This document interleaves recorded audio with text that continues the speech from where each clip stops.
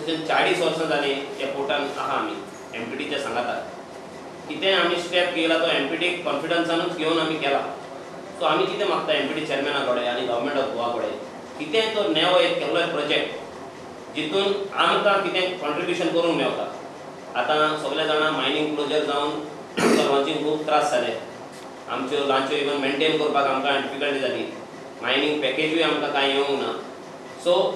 हितून तर कितें आमकां पोर्टान डेवलपमेंट जाता तेन्ना आमकां कितें ऑपॉर्च्युनिटी आहा बिजनेस करपाक in the sense of a launch or a tug or अशें कितें पेट्रोल वेसल तर फर्स्ट ऑपॉर्च्युनिटी मुर्मुगांव जनरल एसोसिएशनाक दिवपाची